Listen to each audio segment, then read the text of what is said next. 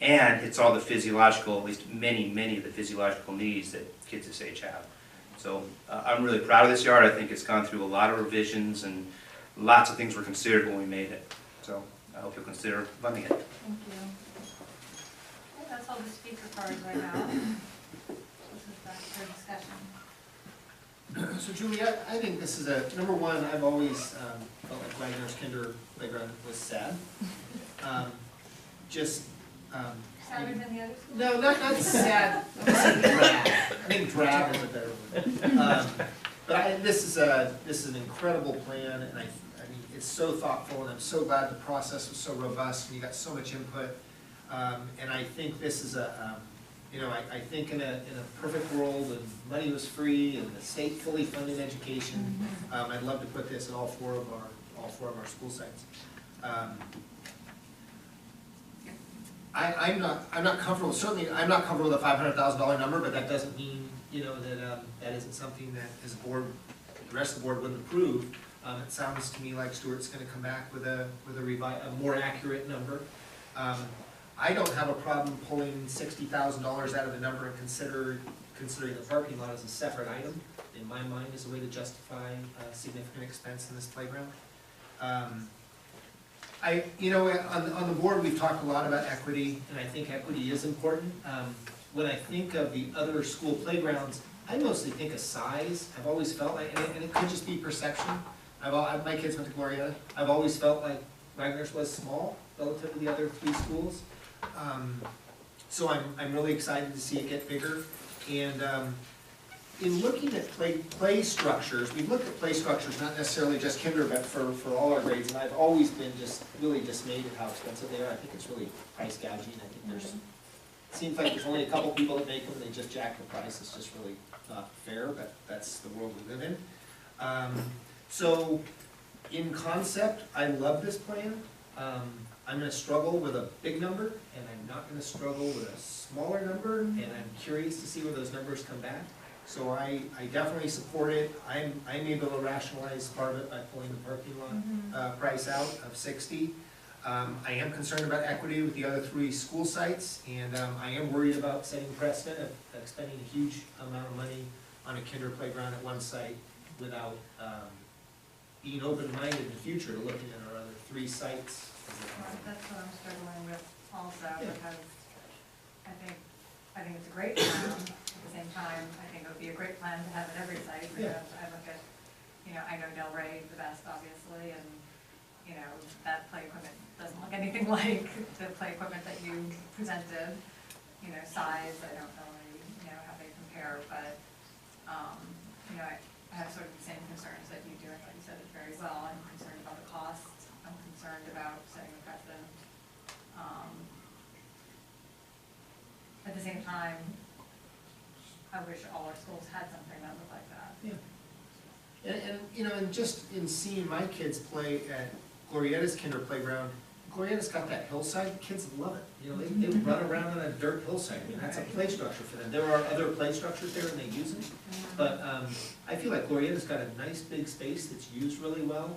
I mean, the other thing is, this is for kinder, this is for one grade. Yeah. 2 if you're a TK. But I also like it because I feel like every kid that comes through the school gets to use it. I mean, that's one thing I like about it. And one of the things we've talked about in using these dollars we have available for facilities are getting our facilities up. Some of our facilities, we have old facilities, and slowly, I think this is a really neat way to kind of showcase how renovating the playground, isn't touching the structure. And it's for kids. It's not a water line. It's not renovating, ADA accessibility It's not a new roof. for bathrooms. It's not replacing clear story windows. It's something that the kids get to touch. So it is exciting. I have some concerns, but I think I'd like us to move forward with the concept, and I have real concerns about the goal. Can I ask you to clarify with the concept as well? And I'm thinking, as we do our long-term study for a facilities bond, one of the first things we ought to consider is doing exciting play structures and spaces. And I think that's a way that we could move forward with having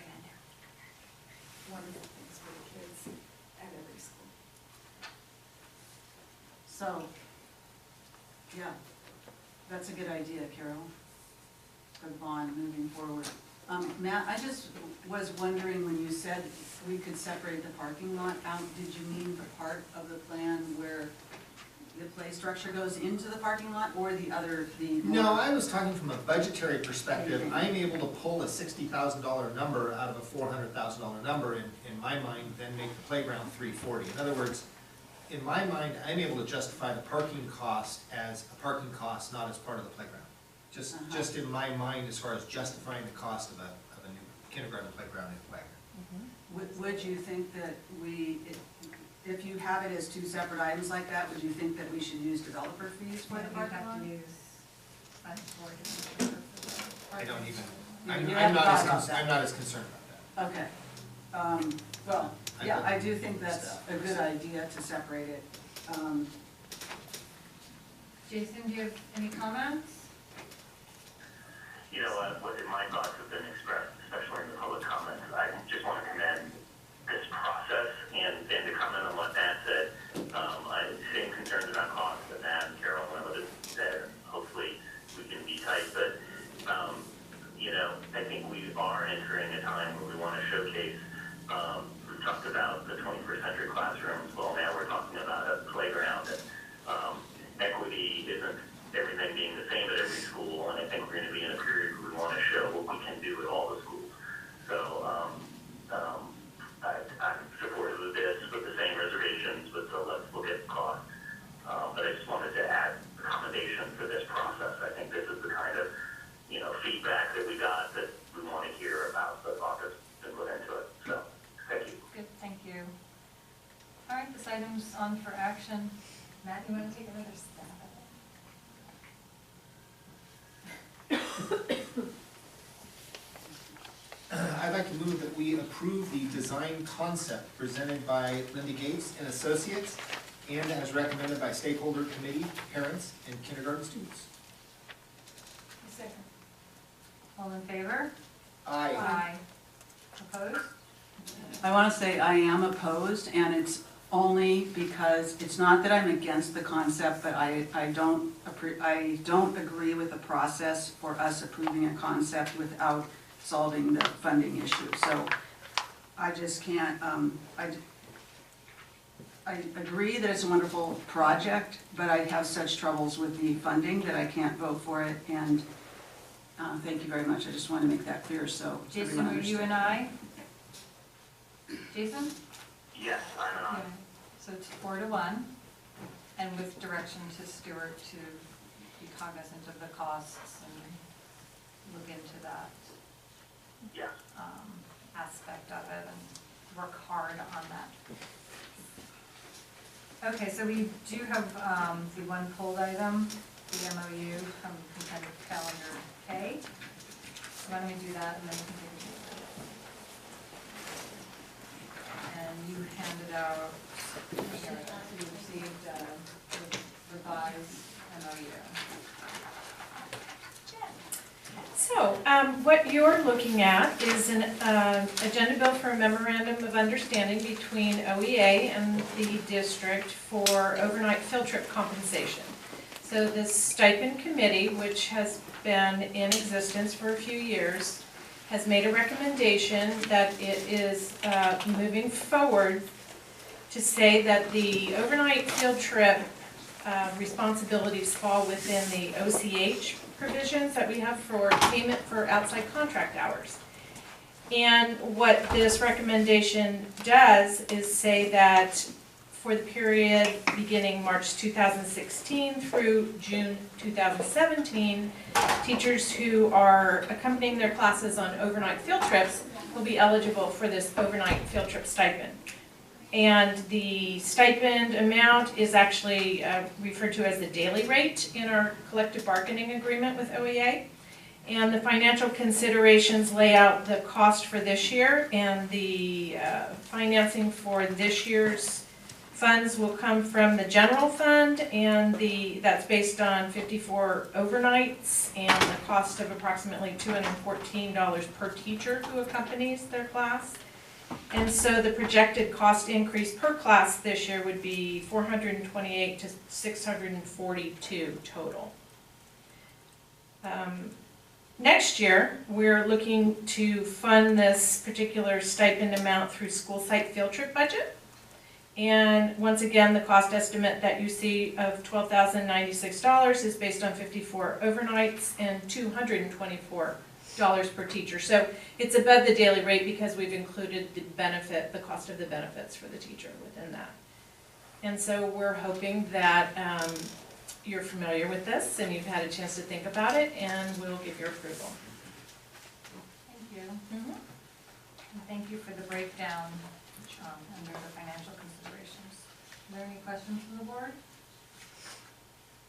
Any comments from the public?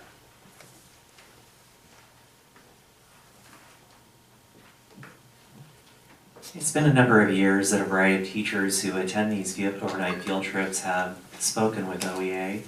We had an opportunity on the stipend committee to talk about it. It's really timely that we're doing this because in several of our neighboring districts, they're doing the same thing. The funding might be a little bit different, but definitely we know that there's a need. Teachers typically get out of school at about 3:10, 3:15. These folks who go on these field trips are still responsible for students who are involved in activities from that time till about 10 o'clock p.m. when they turn in to go to sleep. That's an additional 7-hour day. The teachers that spoke with me said they have to forego tutoring or another type of second job. They have childcare expenses. They have to be concerned with, maybe there's somebody at home that's taking on additional responsibilities. And so it just didn't make sense to keep having teachers volunteer their time. I know that we've done it in the past, but it's getting really expensive for us. Rents are going up, other costs are increasing, and it's really putting a lot of pressure on our teacher. OEA acknowledges that. We worked with the district, and it was a really good process. The district was very open into hearing about this and did agree with us. There wasn't any pushback. I did talk to several board members and also did not hear any pushback either. I really appreciate the cooperation of the district and the board to move forward on this. Thank you. Thank you. Any other comments from the public? Back to us. I was actually sort of surprised that we compensate in the past for something that does seem like additional work out of the workday. So we're just presenting this code level consent with the change, just the date, bolded change, and then the information under the financial considerations. The document itself, you're saying, did not change. Okay, so this item is on for action. I just want to make a comment because I think overnight field trips are one of the highlights of an Orinda student's education, his K-5 education, his or hers. And having done the parent side of 4 of them, 2 to Malakoff and 1 to Walker Creek and 1 to one of the beaches in Marin County. Number one, the teachers to a person have been fantastic on all those trips, and just the opportunity for parents to get to spend time with teachers there has been fantastic. You really get to know them as people and not as the person who's responsible for correcting papers and keeping the one kid, from pulling on the hair of the other kid. You really just get to know them as people that work their butts off for our kids. So not only do the kids have incredible experience on these overnight field trips, but I feel like parents and teachers really get an opportunity to get to know one another, and it's just a win-win-win-win experience in our district. I think it's one of the best things we have going on in our district, our overnight field trips. And it has been an issue for teachers that have, in the recent past, who said, I'm not going to go, I don't get comments. I get it. Parents volunteer their time, and the ones that are able to do that, do it. And for teachers, this seems very fair and reasonable. It's real money, but it's money I think that's really well spent.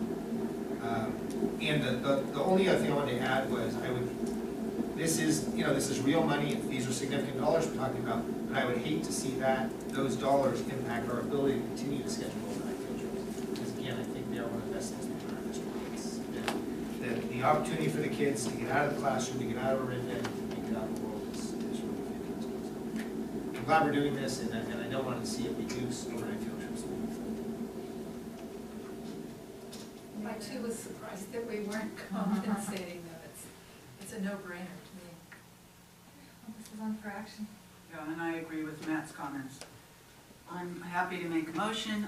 I move that we approve the memorandum of understanding for OEA, is there a number, for March 2016 through June 2017. Is there a second? A second. All in favor? Aye. Aye. Opposed? Okay, that's unanimous. Why don't we take a 5-minute break, come back at 9, start our discussion items.